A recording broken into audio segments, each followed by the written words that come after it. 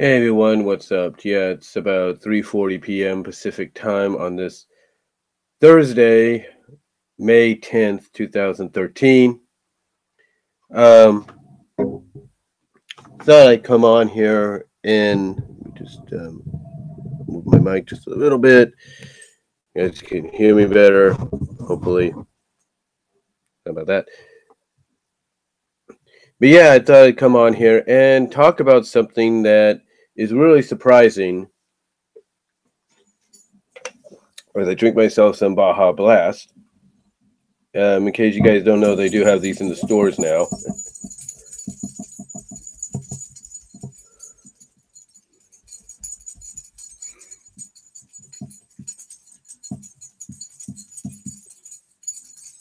Yeah, they do have these in the stores, so check them out if you can. They even have these 16-ounce bottles as well. But I thought I'd come on here, and as you can see by the title itself, it has literally been 5 years as of last month. And now I can move my mic just a little bit more so you can hear me. Sorry, my dog was sleeping right next to it. She's moved up. She's moved a little bit. She's sniffing around. But yeah, it's been about 5 years last month since the whole Mecha Sally World Tour II Death Egg Mark II story arc came to an end. Yeah, it's been that long. It has been that long since the story arc came to an end. It's really been that long, and it is surprising to know that when you look at it. I mean, here's the thing: the story spanned. I mean, the final issue in the story, which was 247, it spanned for 1 year and 6 months, a year and a half in the main comic. This story took place in. If you add in 4 to 5 additional issues of Sonic Universe, then you're looking at literally almost 2 years, about a year and 10 to 11 months, almost 2 years if you add in several issues of Sonic Universe. That's a long time. That is definitely a long time for a story arc to last, especially one that originally Ian Flynn wanted to have go in another direction. You see, Ian Flynn, with all due respect, wanted to go in an opposite direction with the story. He wanted, well, here's the thing. You see in the back of me here, I don't know if you can really see that right now, but you see in the back of me, sorry about that, my thing hit the mic there. Let me straighten that out a little bit. There we go. Sorry if you heard something there. But if you can look in the back of me here, right there, that is the collage. That is all 4 issues for the last known story arc that basically was a result of what happened before that. That one right there, that one, where it says Return of the Freedom Fighters, that one right there, ladies and gentlemen, that was the first official 4 issues after what happened. That was the start of what's known as the Soft Redcon reboot. Now you might ask, well, why did it last so long? Well, from what I understand and others understand, excuse me, from what I understand and others understand, I got something in my eye there. I don't know what it is, a little bit of dirt or something. Sorry. But from what I understand and others understand, the Mecha Sally arc, according to what we have read, I think even from Ian Flynn himself, as well as some other sources, is they wanted to wrap up the Mecha Sally arc in issue 300. Had the comic lasted up to that point, that was the original intention, to wrap all this up. The Mecha Sally thing, the restoration of her back to flesh and blood, the restoring, the rebuilding of the Freedom Fighters, what have you. That was all going to culminate in issue 300. And maybe to some on paper, that sounds great. That sounds great to some on paper. But in truth, in actuality, it didn't turn out that way. No. Because you see, one thing that I'm sure Ian Flynn wasn't aware of, or if he was, he didn't take into consideration, was the fact that as he was creating the story arc, as he was creating the storyline, he was having certain parts of it feature characters that Archie Comics and he himself, I guess, legally didn't have the rights to. And Archie Comics didn't help themselves either, because they basically, according to what I read online and others have read online, Archie Comics shot themselves in the foot because they couldn't produce legal documentation of the fact that they were allowed to use these characters without having to pay out any royalties to the likes of Ken Penders, Scott Flop, Flulop, I can't pronounce his name right, or others.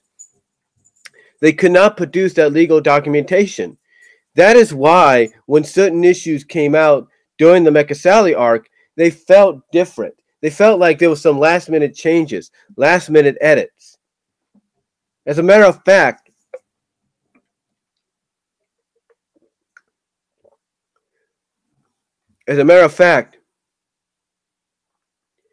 the issue where we get reintroduced to the Krazood, which is a robotic plant introduced in the very first issue of the comic. When we get introduced to that, we don't see it again until this moment. And it's in this moment where I guess Ian Flynn decides, hey, this will be the antidote that de-roboticizes Sally and gives her the new redesign. Okay, fine. But here's the problem. The story was supposed to go another way. Now, there have been some leaked images of moments that were supposed to take place in the comic itself, but were cut out due to, I guess, time restraints, editorial reasons, I don't know. But there were some moments cut out, but also you could tell that there were some moments rewritten, re-edited, redrawn or whatever, cut out. Because originally, in that moment, when we get introduced to this Tasmanian character called, I think, Thrash. When we get introduced to Thrash, okay, when we get introduced to him, he ends up being the one. At first, it's like, okay, he seems like a cool anti-hero. But then later on, he's turned into basically a villain, a prick. Excuse my language, God. Because what does he do? He takes all the echidnas, including Julie Sue and Chami's wife, Safan, and puts them into a dimensional limbo and pushes them into this warp ring, which puts them into dimensional limbo. And why did that happen? Why was that written in? Because behind the scenes, Archie Comics was going through a lawsuit with Ken Penders. Whether Archie Comics filed it, Ken Penders filed it, we don't know. But they, along with Sega being dragged into this, was going through a lawsuit. And I think as Linkara put it when he reviewed a Sonic comic not that long ago, and oh, by the way, Linkara, congratulations on their 500th episode. Really getting a kick out of it.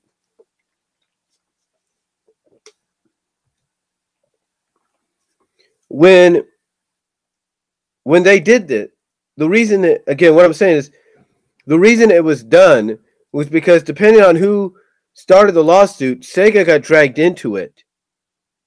And as Linkara, as I was trying to say there, pointed to quote Linkara is what I'm saying. I'm trying to think of what I'm going to say here. The quote what Linkara said in his last Sonic review, where he reviewed the crossover with the Sonic characters and the IDW characters, or the Image characters, I should say, the Image comic characters.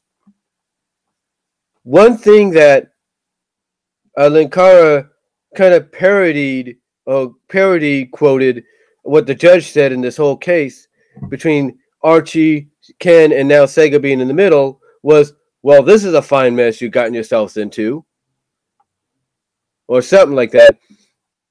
Because basically,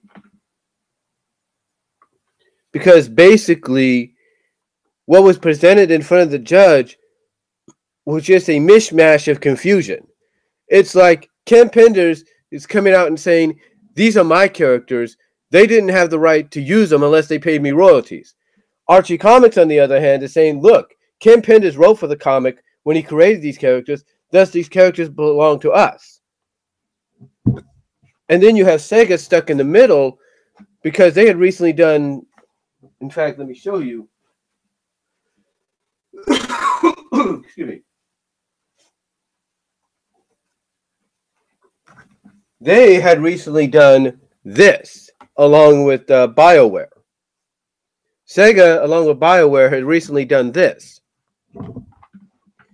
And because of this, Sega was dragged into this, not only because did Ken Penders accuse BioWare and even Sega of basically copying his characters, because you can see where it says Dark Brotherhood right there, but also for the fact that they were using them without paying him royalties, or at least using some kind of similarity to them without paying him royalties. And then again, going back to Archie, they were basically, like I say, in a similar boat because they were using his characters without paying him royalties. They weren't paying him for the use of the characters. They were not like saying, okay, how much is it going to cost to use a character? And if he would have said, well, it's $50 for this character, $50 for that character, they weren't willing to say, okay, here's $100 for this issue so we could use Julie Sue and Jeffrey St. John. There was no payment, rearranged payment plan or agreement between the two. And like I said earlier, Archie Comics did not have the legal documentation needed to show evidently that Ken Penders had signed and released his characters to be used without any kind of royalties being paid whatsoever, or something like that. And I know, Ken Penders, if you're watching, you'll probably correct me. Be free to do so. But like I said, that's basically what it boiled down to. So what happened is Ian Flynn took this idea that he had grand plans for and said, you know what? Screw it. I'm not going to be able to do it the way I want. I'm just going to have to wrap it up real quickly. So what's he do? He sees an opportunity presented in front of him with an upcoming Mega Man Sonic crossover and says, you know what? There's my answer. There's my out. So what does he decide to do? He decides to basically use the ending of 247, which was probably going to be different anyway, and basically alter it to where it led into this multi-issue crossover, Worlds Collide, this first one between Sonic and Mega Man.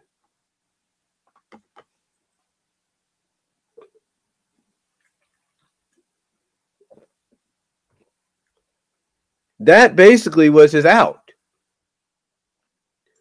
Right then and there, that was his out, in a sense, when you think about it. Because basically, he had, like I said, his original plan was to have this run to 300, but obviously, since that wouldn't happen or would not be able to happen, what's he do? He decides to basically, in my opinion, from what I've seen and others have seen, he decides to basically alter the ending of 247 to wrap up this whole situation quickly and go with the ending he gave us.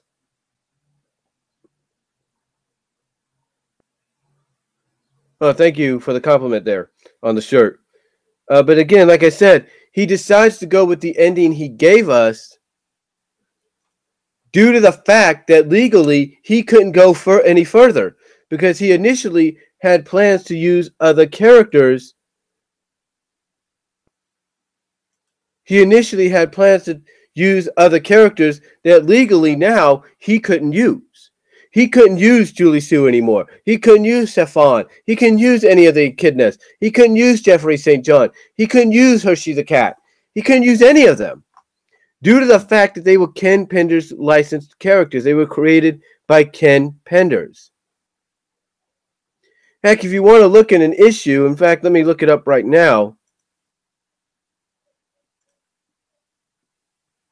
There was an issue where Hershey the cat, Hershey St. John herself,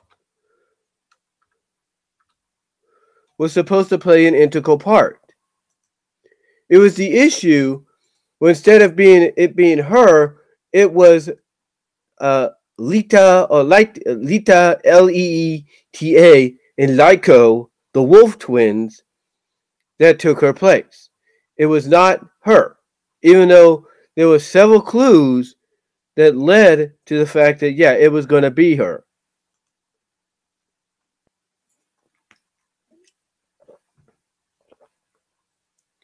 Let me see. Nope, that's not it. But like I said, there were several clues that led to the idea that it was going to be her.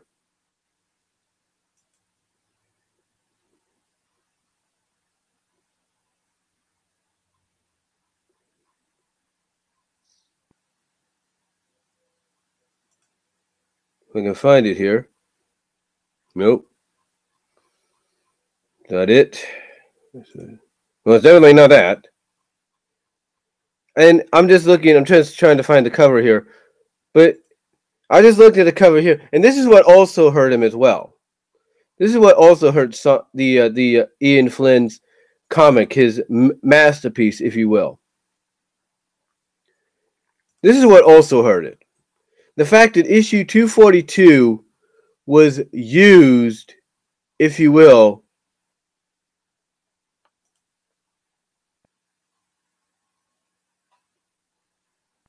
issue 242 was used as mostly a promo, for the Mario and Sonic Olympics and the Olympics at that time. But then also going back to several issues after that, as I mentioned earlier, Jeffrey's, like I mentioned earlier, in fact, let me get a mirror here for a second.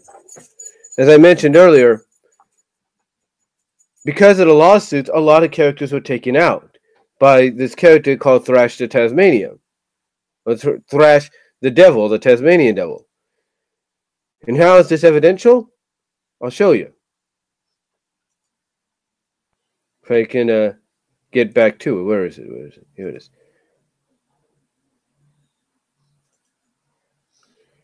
This here, I don't know if you could see it well. Let me see if it shows up well here. I don't think it does.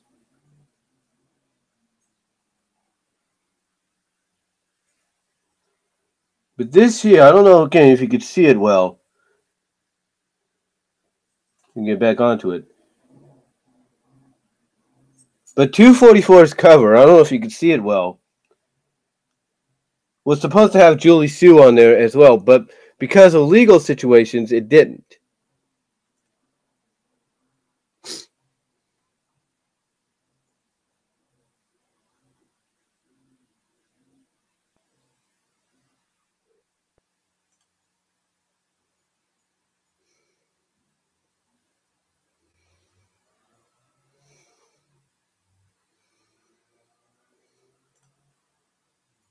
Now, trying to find the issue I'm looking for here. Maybe, no, here it is.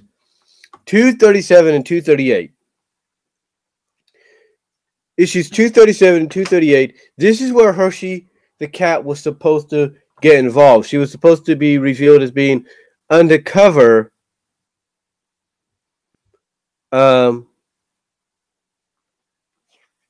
within. She was supposed to be undercover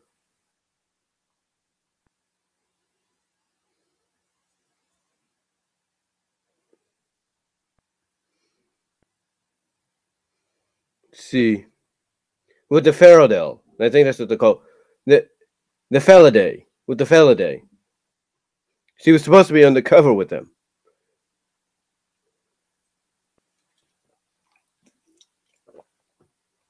She was supposed to be undercover with them.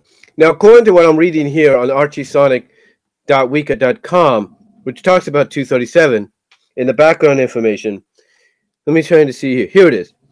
It says, and I quote, the original solicit for this issue said that there would be a mysterious figure tracking down Sonic, Tails, and Amy. Ian had confirmed that the mysterious Ian Flynn, that is, had confirmed that the mysterious figure was removed because they had to have 2 pages for the second story, thus cutting the main story down to 20 pages of the issue, according to some posts he made in the preview discussions for the issue. A few days after the issue was released, the mysterious figure never appeared in the issue. He then said that the mysterious figure was Lete and Lyco, according to another post he made. However, and here's the thing, however, over a year later, okay, this is what it said. Now, okay, he confirms, because Ian Flynn put a lot of posts trying to say it was this reason, there was this reason, da. Here we go. He says, this is the other thing. However, and I quote, however, over a year later, after what he said about the mysterious figure, he confirmed that the mysterious figure was actually Hershey St. John. And Hershey was replaced by Lita and Lyco during development. Now, they go on to say that Hershey might have been replaced most likely because of the fact she's a character owned by former main writer, Ken Penders, and because of the legal issues going on. And you know what? That last part right there is what a lot of people tend to agree with. That the reason the Hershey was taken out is the same reason they rewrote 244, 243, 244, and 245, and 246. Mostly because of the legal issues and the lawsuits behind the scenes. Like I said, it was due to the fact that they would not come out and literally pay the royalties needed to keep those characters in the story.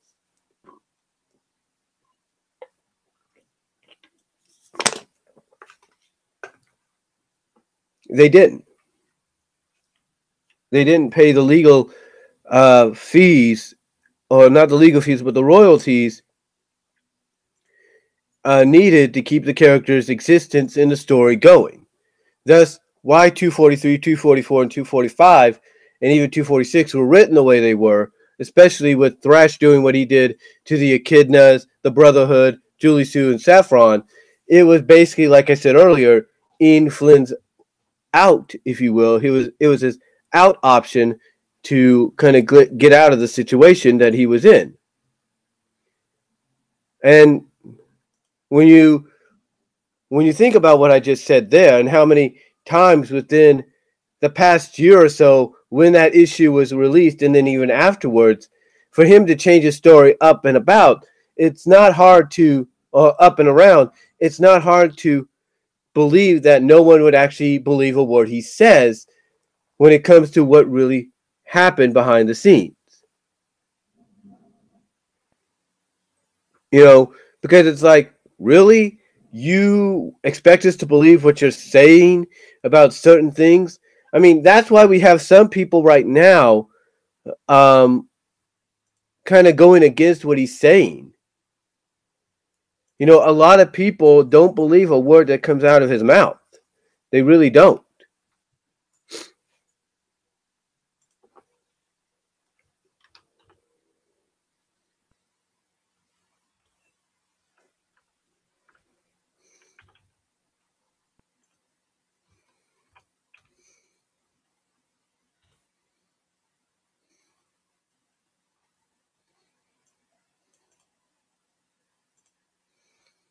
You know, they really don't, believe a word that comes out of his mouth because they're saying certain things and everything.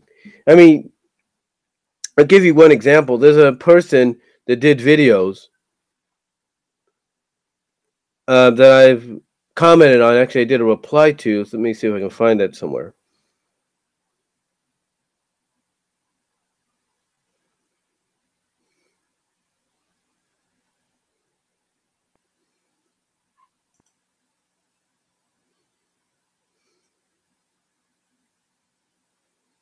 Lance Jerkoff. I mean, Lance, or LJ as I call him. Lance Jerkoff. I'm sorry if I pronounced that wrong. Jerkoff. Lance basically did several videos and how he feels that Ian Flynn just doesn't. I guess to him doesn't have the passion anymore. Doesn't have the drive to really give a care or give a damn about what goes on in the comic or anything. And everybody has a right to their opinion.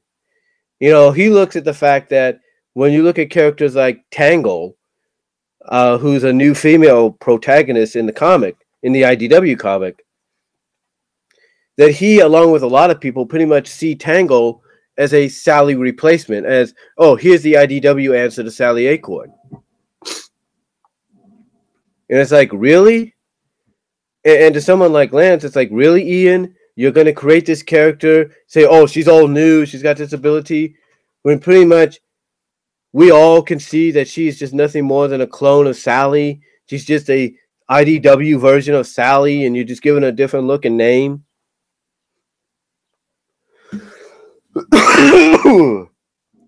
Excuse me there.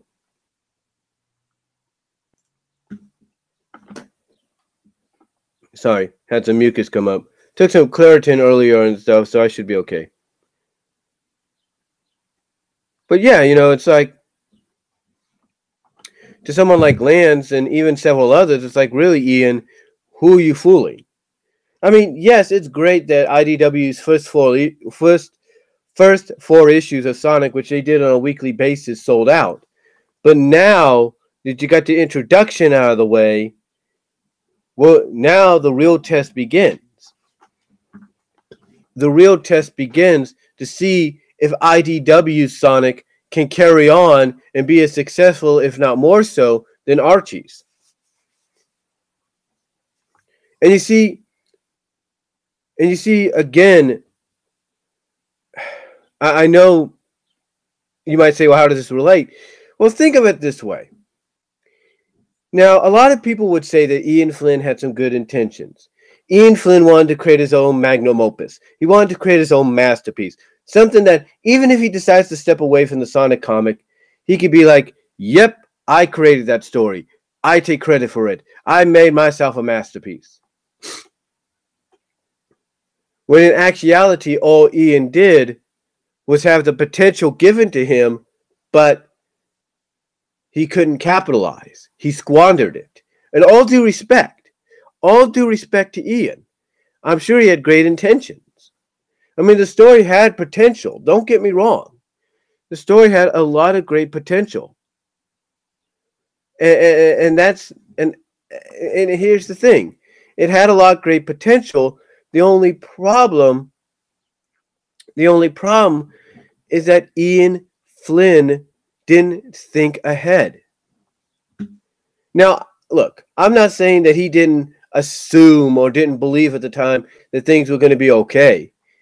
Any writer in any art form, comics, novels, movies, what have you, every writer thinks things are going to be okay, and then all of a sudden something happens either behind the scenes or whatever, mostly behind the scenes, and that changes their plans. I'm sure Ian Flynn didn't count on the fact that this lawsuit was going to cause him to alter his story the way he had to. But it did. It did cause him to alter the story the way it did. Now,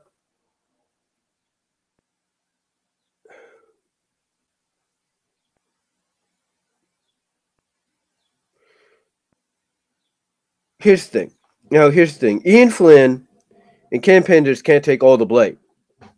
As I mentioned earlier, there was also corporate meddling. And we're not talking just Sega. Well, yeah, Sega, mostly at times. Sega, Capcom, and Archie, there was some meddling on their parts. Mostly with 242. 242 was used as nothing more than an advertisement, as I mentioned earlier, for Mario and Sonic at the Winter Olympic Games, or the London Games, or whatever it's called, and was nothing more than an advertisement for the Olympics, which, oh, by the way, had just happened, had just recently ended at that time, about a month or two prior. So it kind of showed you what the priorities were. It's like, oh, you got a free comic book day coming up in May. You couldn't plan to do a free comic book issue of it there? No, they had to interrupt the main story. The point I'm getting to is, I may have not liked it. I may have not liked the whole Mecha Sally robotization deal. You know, I'm not. I mean, look, anybody that knows me knows that Sally Acorn is one of my favorite Sonic characters. End of discussion. Okay, end of discussion. She's one of my favorite characters. So I particularly just didn't like the idea that they were going to go this route. And everybody, when they read 230, they said, Ian, you had easier ways to avoid going this route.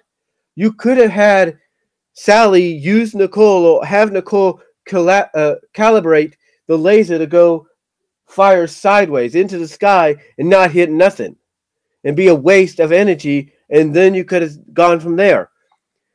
But instead, what does Ian Flynn do? He decides he wants to have his magnum opus, so he goes this route.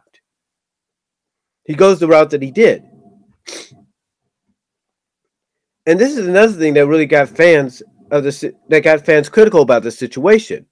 I mean, I'm not saying there weren't a lot of fans that didn't like the change. There was. Believe me, there was fans. But there was also a lot of fans that didn't like the idea that here you had this character in Sally Acorn, who, despite how you might feel about her, you might call her Mary Sue, you might call her this or that, is a character that over time should be able to regain her free will, that has that inner strength, that heart that in time can regain her free will.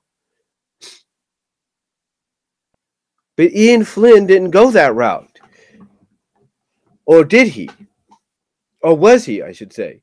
Because to me, I think Ian Flynn was going to go that route. He was eventually going to go that route. But because of a lot of behind-the-scenes issues, he couldn't. He had to keep things as they were. I mean, there are moments in the main comic, as I've pointed out, where you could tell that he was going to try to go that route, but he didn't capitalize on it. He had the opportunity to capitalize, and he didn't. He decided to focus more on how to create more drama. That's what he wanted to do. He wanted to create more drama,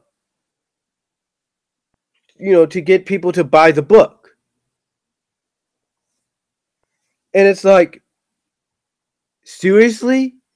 You have all these opportunities right in front of you to really capitalize on a situation, and instead of doing so, you decide the other best way to create drama is to just rinse and repeat the same thing you've been doing issue after issue, which is Sonic, Tails, and Amy, team fighters, going and chasing Sally and the Death Egg, fighting them, stopping them from destroying a village, and then rinse and repeat once again, rinse and repeat once again, rinse and repeat. Excuse me. But that's what it felt like. It was more like rinse and repeat, rinse and repeat, rinse and repeat. This is why a lot of people were so invested, more so, in the Secret Freedom Fighters and Team Freedom. Because they want the same thing. They weren't doing the same thing on and on. Same thing, rinse and repeat all the time. They were switching things up to be different. They were giving us variety.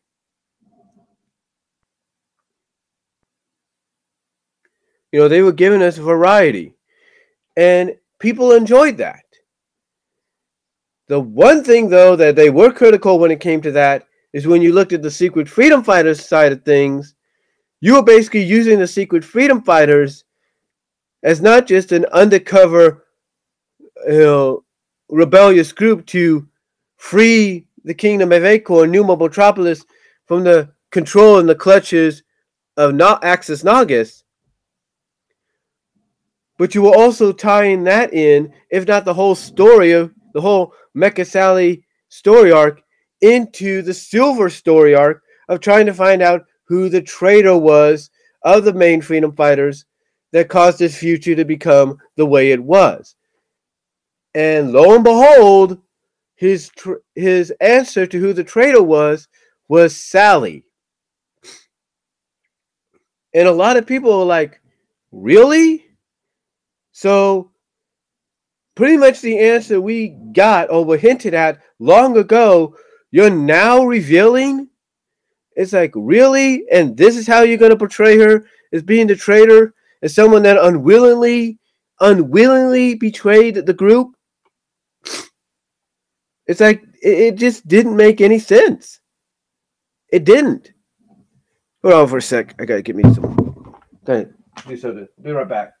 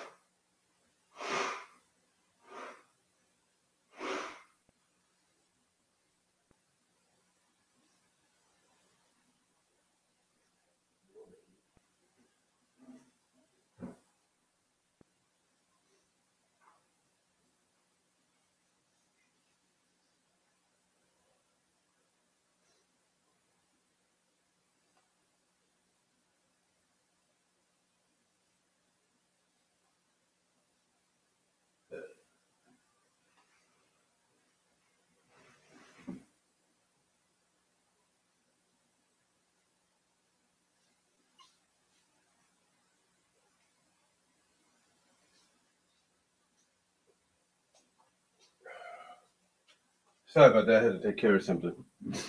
But anyway, it's, basically it was like, really? So now you're pretty much going to come out and reveal what we kind of already had an idea of who the traitor was going to be, but yet you're doing it in a way to where, to save face, you're saying she was an unwilling traitor? It's like, really? It's like this whole time, it's like it just basically just didn't make sense. It's like, yeah, the Secret Freedom Fighters and Team Freedom, they were great. They were the good parts of this. But yet the only reason you added Silver to the equation is because you wanted to wrap up and tie up his whole who's the traitor. And basically you come out and pretty much everybody had an idea of who it was going to be anyway. But like I said, you come out and basically your saving grace of it was, yeah, Sally's the traitor, but she's an unwilling traitor. Really? You couldn't have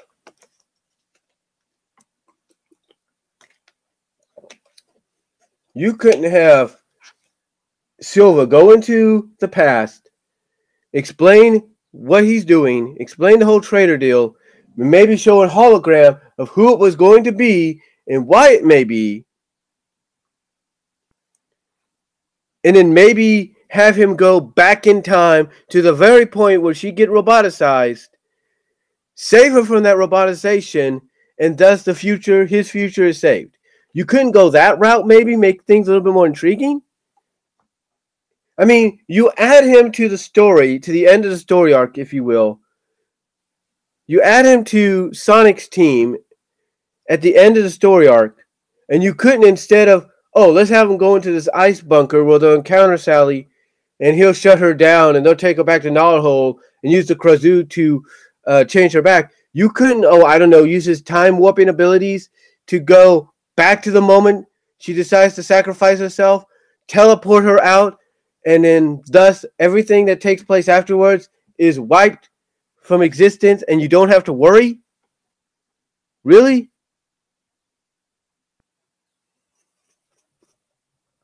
It's like that would have made more sense. It would have made more sense in the end, but they didn't do it. They didn't. Instead, they decided to tie the whole Silver finding out who the traitor was into this arc instead of, I don't know, going a more simpler route. A more simpler route, which to me would have been simpler in the long run. It would have. I mean, look, again, like I said, Ian Flynn had some good intentions. Don't get me wrong. He had good intentions. All right? He had some good intentions. Don't get me wrong about that. He had good intentions. But the fact is, when you look at it in the end, Ian Flynn didn't plan very well. I mean, I've talked about this before.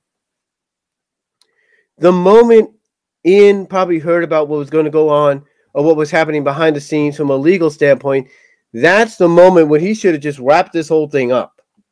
He should have just said, you know what, I'm not going to be able to do this. Let's fast forward to the stories that are going to culminate or whatever. I would have finished it within maybe at least 5 to 6 issues. That's it. Because if I'm Ian Flynn and I'm starting to hear rumblings that, hey, certain characters are not going to be usable or accessible anymore, and I'm not going to be, and I'm also hearing rumblings that they're going to want to do a crossover with Mega Man, another title they licensed for comic book publication. And Sega wants us to promote the Olympics and Mario and Sonic at the Olympic Games. If I'm Ian Flynn, I decide, you know what, screw this. I'm just going to wrap it up. Maybe say it was all a nightmare that Sonic suffered or Sonic was having because he had basically been knocked into a coma or something and he was having this dream. It would have made more sense. It's like, okay, they survived. I mean, to me, it would have made more sense to wrap it. If you're a writer and you start hearing rumblings about what's going to happen, then maybe it's time to wrap things up, alter the ending, maybe make it into a dream freaking sequence or a nightmare freaking sequence to where your main hero wakes up, sees that the character he thought was roboticized is okay, but she's got some injuries, a little soreness, and it's revealed right then and there that, yeah, they defeated the Death Egg, it blew up, and Eggman, and of course Eggman got away, but it would have made more sense. You would have avoided this whole legal situation. But they didn't do that. And now, I'm sure, with all due respect, Ian Flynn at times thinks back to the story arc he had going and kicks himself in the rear because he couldn't get it done the way he wanted. Like I said, the original idea that he had was to have it go up to 300. His idea basically was to use this to rebuild the freedom fighters, rebuild the reputation of the freedom fighters, and get fans to like them once again. Get fans to rally behind them because now they were slowly rebuilding themselves back to what they once were. A group that fought for freedom, fought against the tyranny of Eggman, protected the planet. That was his goal. The end result was going to be the freedom fighters back better than ever. New designs, you name it. That was his initial goal. That was his initial goal from the get-go. But because of the fact that he didn't take into consideration that when he started to hear the rumblings of the legal issues going on, then maybe he should have stopped while he had momentum and maybe wrapped it up there in some kind of dream sequence or whatever. Instead, he kept going on and chugging on and chugging on. And I'll give him credit.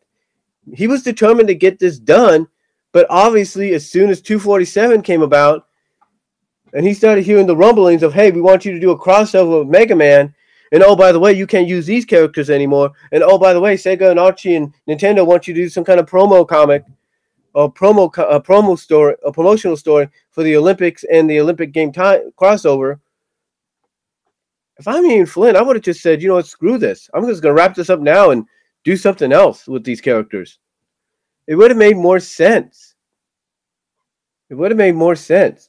I mean, there's no doubt that what he did with these 4 issues was probably what he could have done with this. He could have wrapped this up, like I said, 4 to 6 issues. But he didn't do that.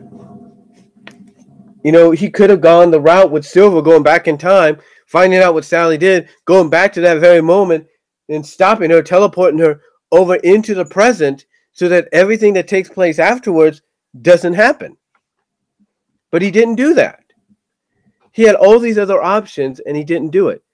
All because, in my opinion, Ian Flynn wanted to create this magnum opus, this mega event, this masterpiece that fans would long remember. And oh yeah, they remember it. They remember it as being one of the most controversial, if not one of the most up and down story arcs ever. I mean, here's the thing. If Linkara was to do an issue, anniversary issue, let's say Linkara does 6, well, it's inevitable anyway, but let's say Linkara does 600 episodes, okay? Linkara does 600 episodes. He's bound to get there within the next few years. So he's got like 52 after this one, right? He's got 52. He's got about 2 years till he gets it. About 2 years, about a year and I'd say 11 months, 10 months.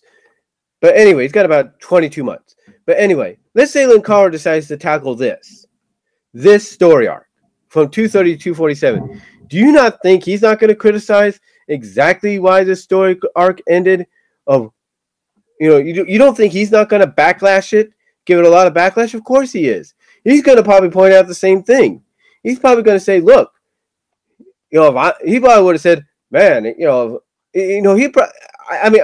know what Linkara would say. I don't know what Louis Lovehog would say. But all I know is he would basically point out that the same thing that I'm pointing out, that Ian Flynn should have stopped this when he started hearing the rumblings of this happening, that happening, this happening behind the scenes.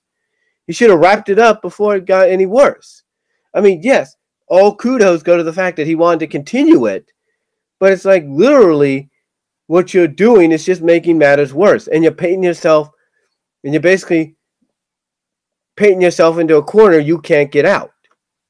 And the only out that he was able to do was to integrate the crossover with Sonic and Mega Man into the story arc, and then integrate the aftermath of that into the regular comic, and thus say that the result of what happens in the comic now is because of what happens at the end of the crossover, and thus we now have a soft retcon reboot.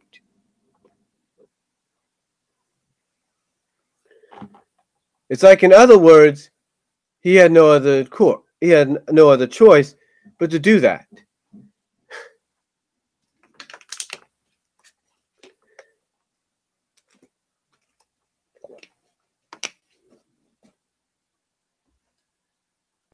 He had no other choice but to do that.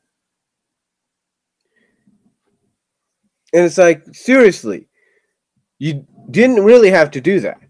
You could have had Sally and Bunny and all of them get the new redesigns and all that. What have you? You could have done that.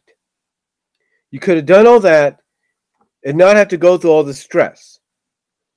I mean, there were many options to go. You could have had Silver show up, go back in time to the moment Sally was going to sacrifice herself, pull her butt out of the fire, and bring her into the present and say, don't you do that, because this is... And if she wonders why he did that, he could show her that's what would have happened, and this would have been the result.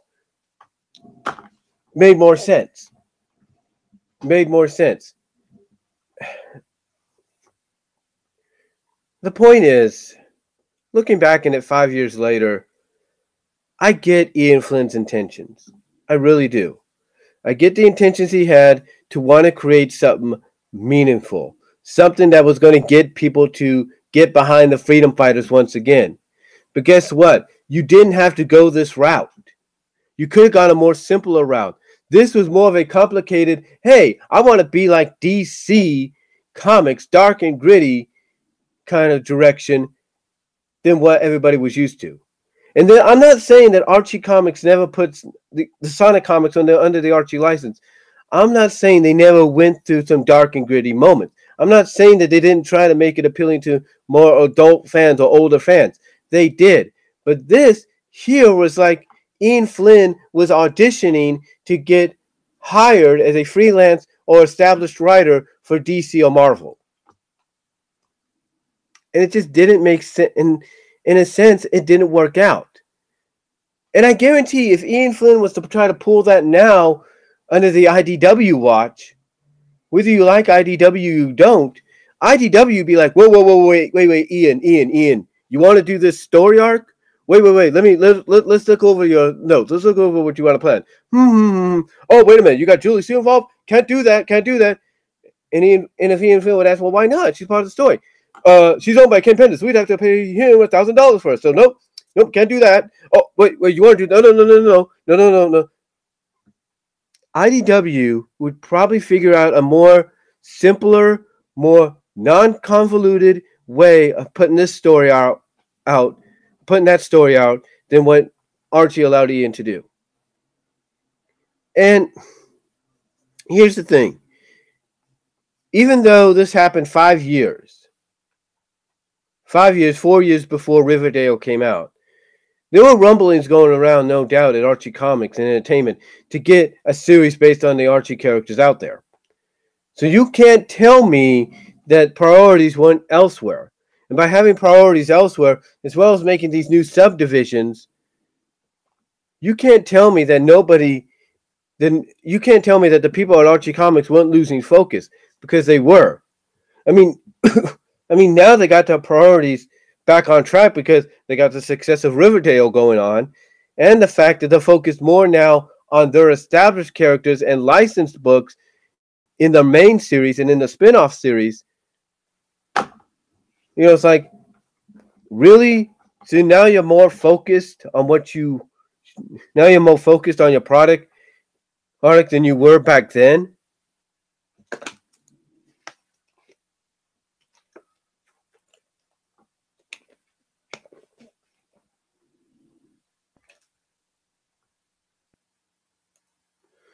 It's like nobody was watching. I mean, you had Victor, what was his name? Victor, who's the editor-in-chief and all that. It's like, really? You're not going to keep an eye out and try to go down to Ian Flynn and the rest of the writing staff and say, guys, this may be not a good idea. This story may not be a good idea to continue. I mean, look, I'm not saying that because I didn't like the story. I kept a promise that when the story was all said and done, that I would read every issue and review every issue, and everybody here on YouTube saw me do that. The point is, Ian Flynn should have worked out. Ian Flynn had good intentions, but he should have basically worked out a better solution. I mean, if you're a head writer of anything and you're starting to hear rumblings of something going down that may affect what you're currently working on, maybe you need to initiate a backup plan and alternate from your original plan. It makes more sense that way. It makes more sense. And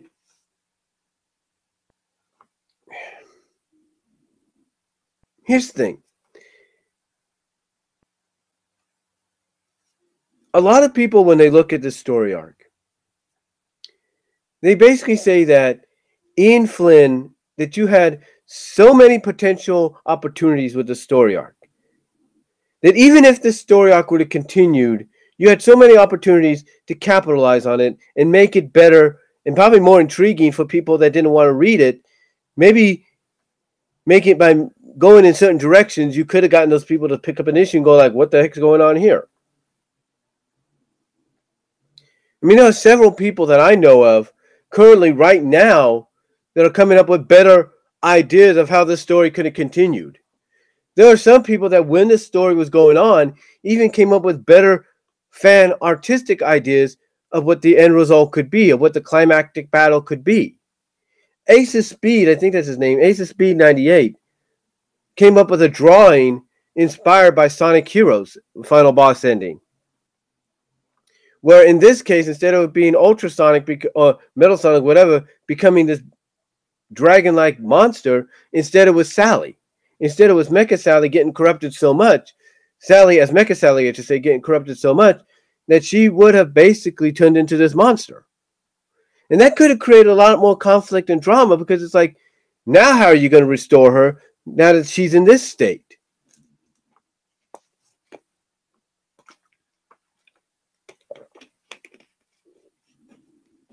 It just,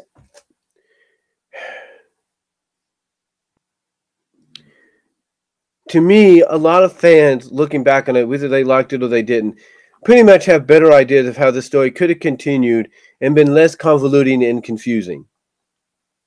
I mean, heck, Game Boy Sage, in collaboration with another person, is doing a kind of a spin-off follow-up called The Sly Encounter, and they're incorporating characters from Sly Cooper.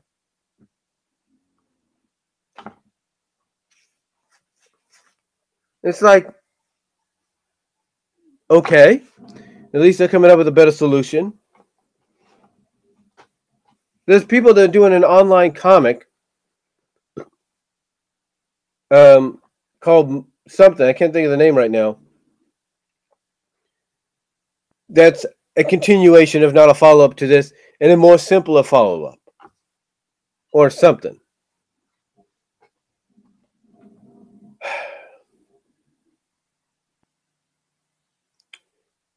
What I'm getting at is, even looking back on it 5 years, what I'm getting at is, looking back on it right now, I get the intentions. I get the intentions Ian Flynn had, and I get the idea of what he wanted to go for. But when you take a look at a lot of the trades that they came out with afterwards, they even did a trade on 252 to 255. And guess what? The main story that came out way before that never got a trade yet. It never did. All the stories that came out afterwards did. The only thing that came closest to getting a trade was the Sonic Genesis mini arc, or miniseries, that was done to celebrate Sonic's anniversary. And that was it. There was no multi-trades afterwards that took 4 to 5 issues of the story and put them together. Not one. Not one. And you know why? Because of the fact that they can't do it. Due to legal reasons, and due to the fact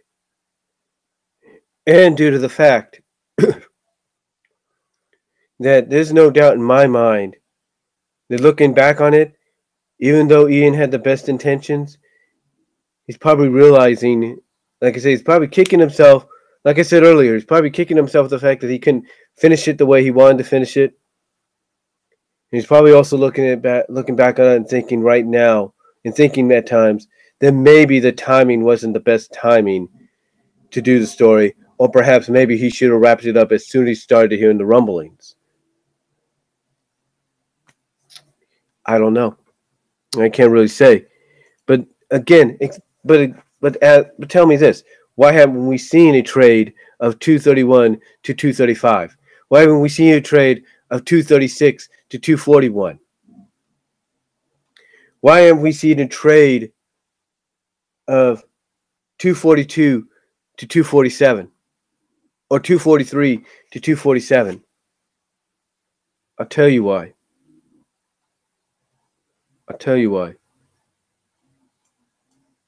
Okay? I'll tell you why. Because deep down, they realize they screwed up.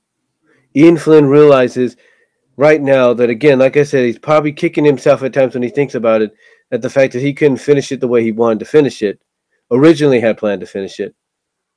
And he's also probably kicking himself at the fact that maybe he's realizing the timing wasn't probably the best timing to do it, and maybe he should have ended it a lot sooner than a lot sooner than he did.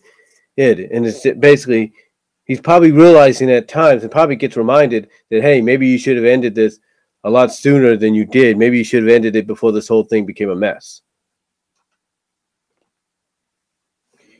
And I'm not putting the entire blame on Ian Flynn because he probably just heard the rumblings.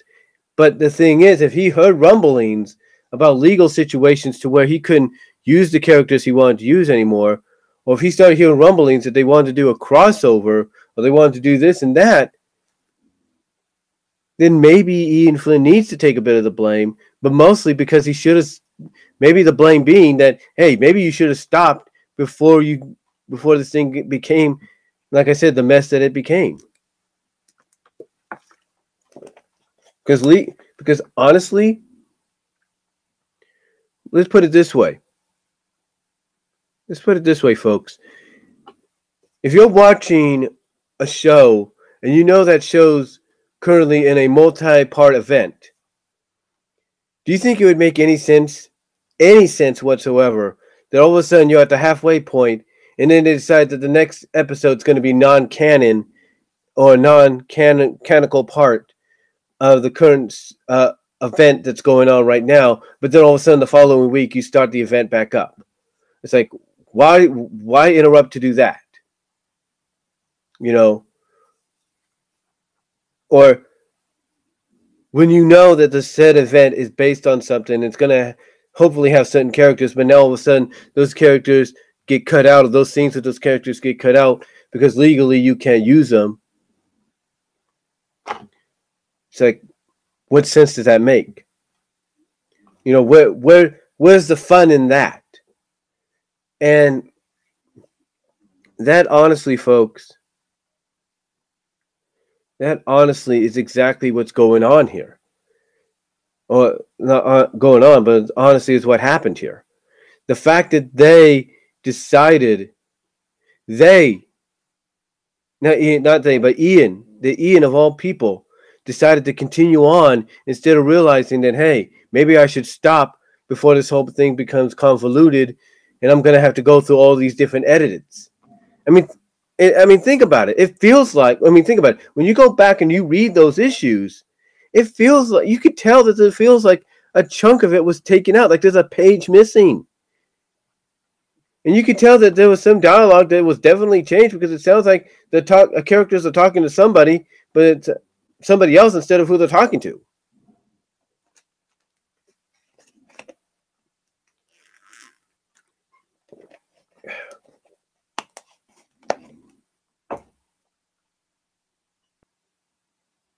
It just became, in the end, a convoluted mess. Like I said, and I know I sound like a broken record here, so I do apologize. But Ian did have good intentions. There's no doubt about that. He had great intentions. But in the long run, he should have stopped the moment he started hearing rumblings about certain things happening behind the scenes. He should have wrapped it up. He should have came up with different alternate ways. He should have had a backup plan ready. That's what he should have had. But he didn't. He was determined to get this done. And then you got the aftermath.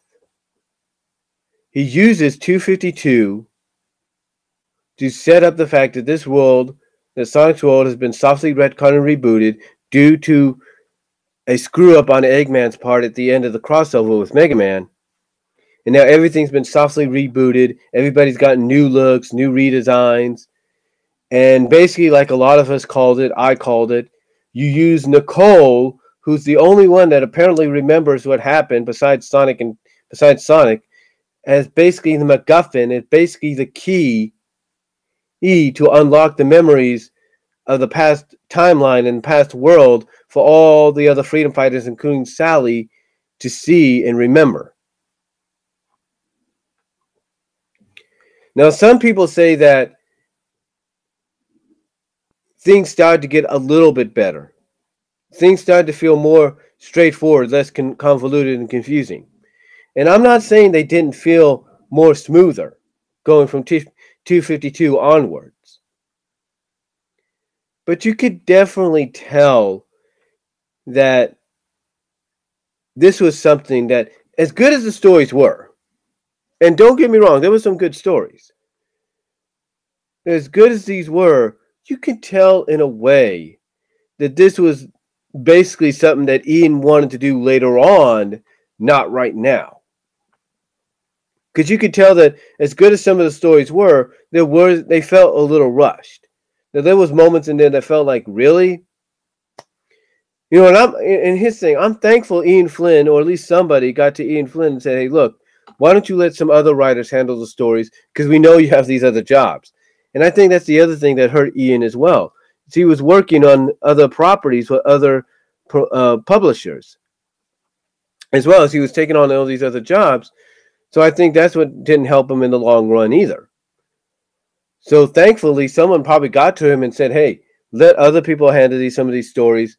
While you focus on other things." And thankfully they did that. And some of the stories felt refreshed, felt different. I'm not going to say they didn't. They felt great. It felt nice to see these new sides and quirkiness and personality, these quirkinesses and personalities to characters like Sally and Bunny and Rhoda and all them. It felt great. It felt terrific. You know, I'm not saying that it didn't feel refresh. It didn't feel different. It didn't feel fresh and new. It did. But again, like I said, you can kind of tell that Ian was not only having to push maybe this idea a lot closer than he wanted and write it while he was probably working on the other ones, and have other people write their parts of the story while he was working on other publications. But in a sense, like I said, you can probably tell that he intended this to be a lot later, not as soon as it was.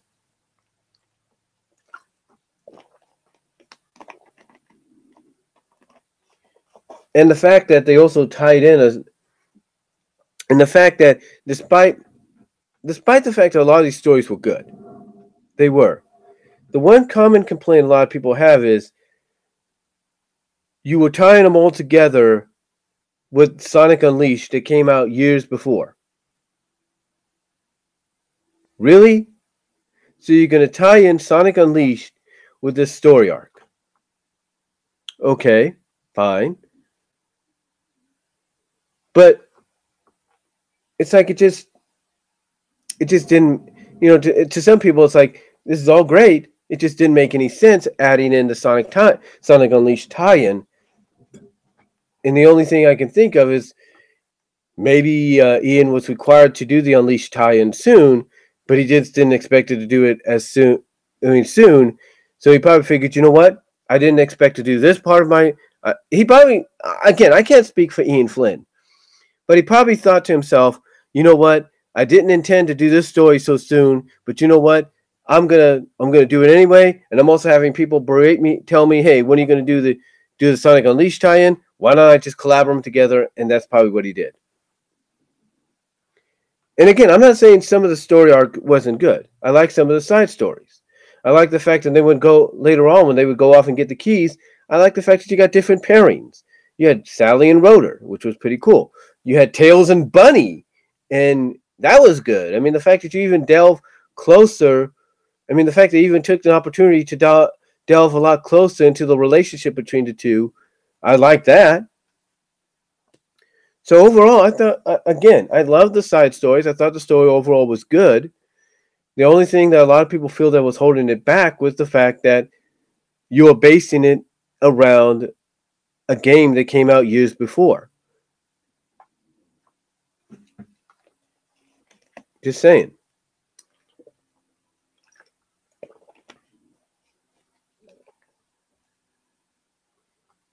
And again, like I said, even with him trying to softly retcon and reboot the world to kind of give it a clean slate, you could tell he still had some trouble. You could tell there was still a lot of things going on. And it's like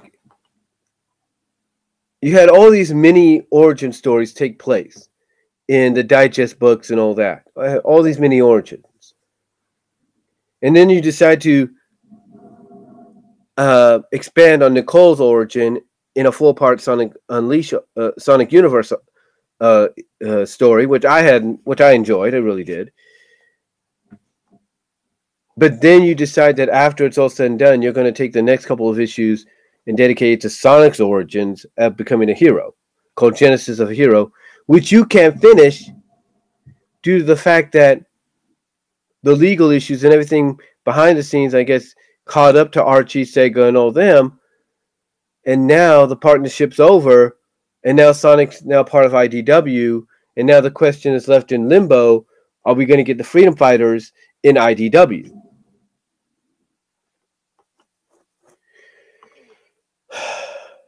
And I've said this many times, I believe we will. We won't get them this year, apparently, from what we understand, but I'm not going to put it past IDW, I'm not going to put it past Ian Flynn or anybody else in part of that during the final months of this year, we're going to get hints and acknowledgments that these characters are in the IDW universe, and that by the time next year comes around, we will see them. I think we're going to get Easter eggs. I think we're going to get Easter eggs, hints, and all that. We just won't physically see them yet.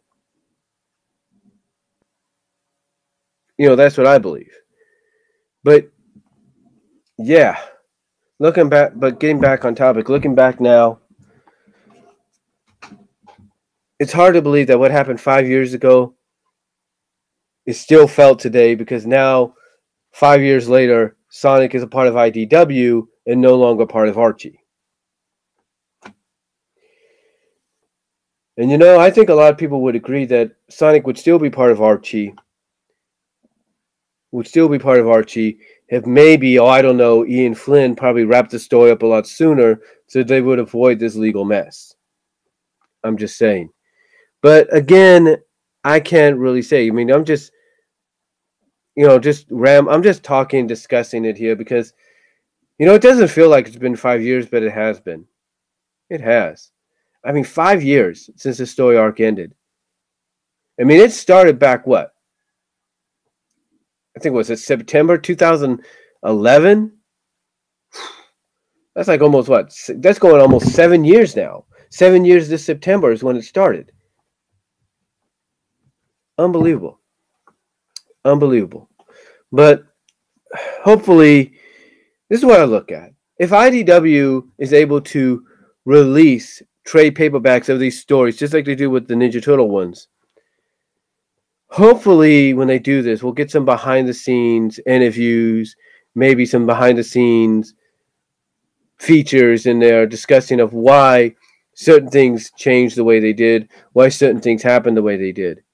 I mean, Ian Flynn's supposed to continuously give us updates in his Lost Hitchhik Tales blog on his website about what he originally had planned.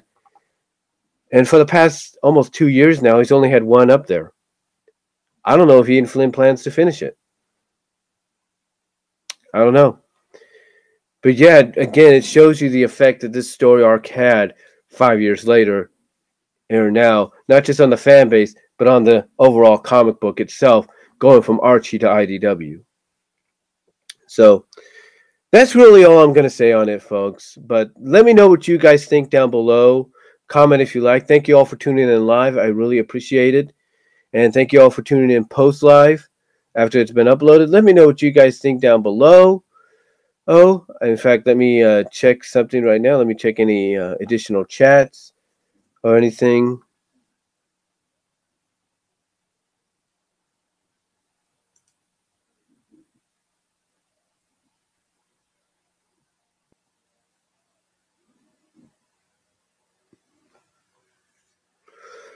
Nope.